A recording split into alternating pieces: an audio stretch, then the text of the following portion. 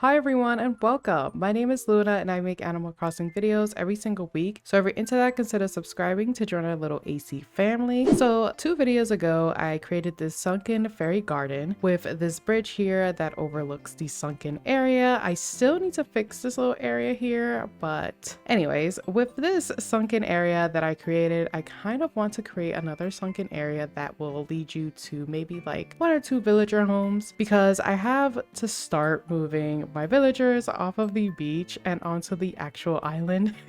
I feel so bad leaving them there on the beach, so I'm going to do that eventually. I have a plan in my head on how I want this to be. I for sure want a staircase here that leads you down. I want to create like a forest and add another bridge here that will lead you to the villager home. I'm thinking of putting Teddy in this area just because he has a wooden exterior. I know Teddy is not your typical fairy core villager, but I absolutely adore him. I love his thick eyebrows. I love how he motivates me to work out, and he's a bear. What more can you ask for?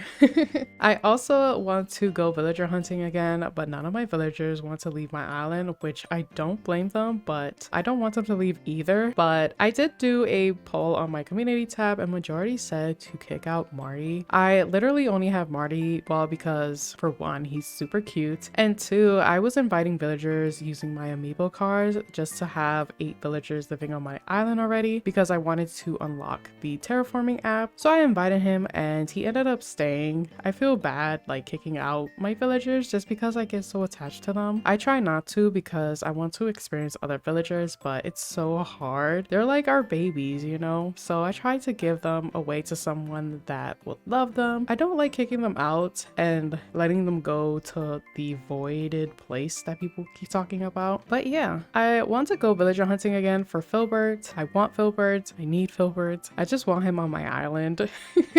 He may be an overrated villager, but I just want him. I have this theory that him and Ione are going to get married. Marshall and him will be best friends, even though Marshall and Raymond are best friends on my island already. But I figured Filbert and Marshall are both squirrels and male, so they have more in common. But I don't know, I'm just making up scenarios in my head. Anyways, I was trying to figure out how big I want this area to be. I didn't know if I wanted it to be like narrow and then big, or just like big in general. So I decided to just push back the cliffs as far as I can, and then I'll bring them forward as I see fit. So what I want to do here is add a staircase to the right where you can come down and cross over the bridge. Since I want to add a bridge here, I was like, let me just kind of create like a floating piece of land, since I already have to create water anyways to put the bridge on top. And then when you cross over the bridge, I'm going to create like a pathway where it will lead you to the villager home, which I won't create in this video because the video will be like super long, so I'll create it in the next video. In this little square area that you see here on the lower right, I will put the staircase. I want to also create like a waterfall coming down, so I was trying to figure out how I want the waterfalls to be, because I kind of want some of them to face forward instead of on the side of the cliff. I want like a total of about like 3 or 4 waterfalls. I'll see how many I can actually place here. And for the decorating portion of this build, I want to create like a Fairy Cottagecore forest. I found this path that I think once you see it, you're going to be like, yeah, I've seen this all over the Animal Crossing community. It's like a green grass path with like little white flowers on them. It is the most beautiful path I've ever seen, and when I saw it, I was like, I have to download it. I replaced the dark green pixie path that you may have seen in a couple of my builds when I started creating this island. I had mentioned that I was going to use it as like my main path throughout my whole island, but when I saw this one, I was like, forget the dark green pixie path. I need this in my life.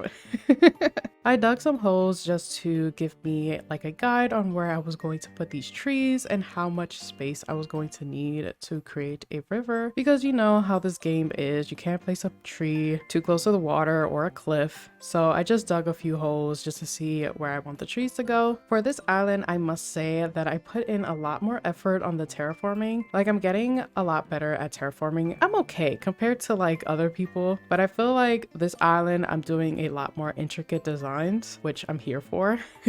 One tip I would give anyone that's starting off their island when it comes to terraforming, what I personally like to do is work on my entrance first. So wherever my airport is to my resident services, I want to decorate that area first and then work around it. I think that's the easiest way that I can think of when you're starting to decorate, only because you can connect all of your designs and have them flow nicely. If you have any suggestions on how to first work on your island, let me know in the comments. Let's help each other out. I also want to know how your process is and how you guys work on your island. I like learning new techniques. I was trying to figure out where I was going to put the bridge. I decided on putting it over here, and of course I'm going to create a diagonal bridge because we love to see diagonal bridges. They're just aesthetically pleasing. I'm not going to create the bridge too wide because, like I said in my other videos, when you create the pond too wide, when you try to place the bridge over it, the bridge starts to get higher and I don't like the way that it looks, so I tried to keep it as small as possible. Also, for this area I'm going to add different colored flowers just because I want to kind of move away from the Fairy Core theme just a little bit and incorporate more of the cottagecore aspect to my island. I'm just going to add more of like yellow and orange colored flowers. Let me show you how this area ended up looking just in case you want to copy it to your island. So here's how it looks so far. Now I'm going to place the incline right here. Looks good to me. Yay for being in debt.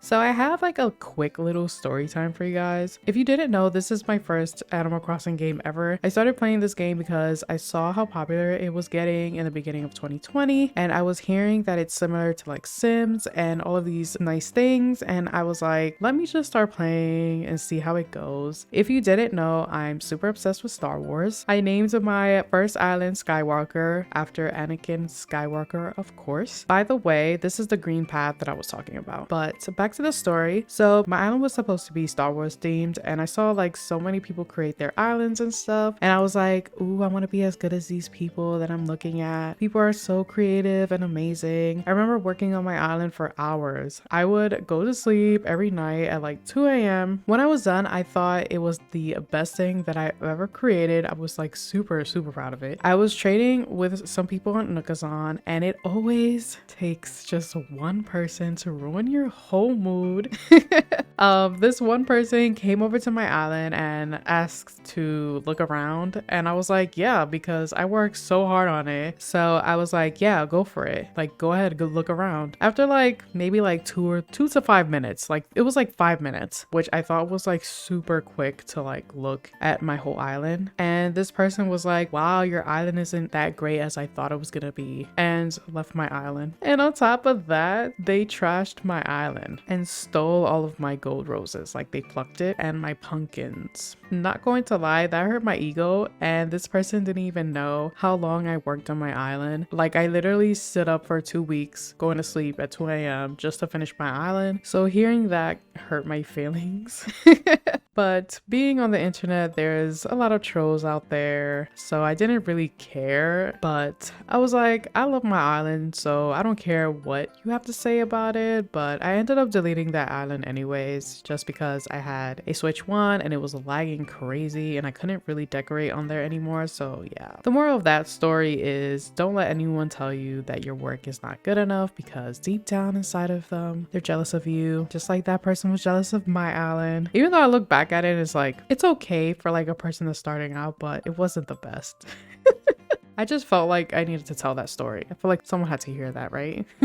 I have so many stories just on Animal Crossing alone, so if you want, I can share some more from time to time. But back to the build. After that long story, this area is what I was talking about, that I wanted to create like a little pathway that would lead to the villager home. I decided to extend the pond further in. Now for this area, I wanted it to look like you're walking into a forest. Now I'm going to also include the leaf path here. I was having a little trouble placing the path down because I haven't used this type of middle piece before where the inside piece was empty, but I quickly got the hang of it. I was trying to make it look like a messy path, just like random. I thought it looked nicer rather than that S shape that I always do. And then next to the cedar tree, I'm going to add this ruin seat with this cute little gyroid that I have. It's super cute and it has like this beautiful green color. I'm so happy that we got gyroids back in this game. They're like my favorite favorite item to collect. I'm almost done with my build. I'm just adding some random items, and then I'm going to add this cute little picnic blanket coat, and on the blanket I'm going to add the mama bear with this cute little cookie jar and the emperor butterfly. So here's how the build ended up looking. I'm super obsessed with it. It's super colorful and it looks so lively with the little butterfly flying around. I love it so much, and the path just looks so good here. This is how the other side ended up looking. I'm not completely finished with this side, but I'm still obsessed. I'm so glad I decided to include yellow and orange flowers. It really brings like a different vibe to this whole area, but it still looks very core to me. Thank you all so much for watching. If you enjoyed the video or found it helpful, let me know by hitting the like button. If you want to see more videos from me, consider subscribing to join our little AC family. Love you all so much. Take care, and I'll see you in the next video.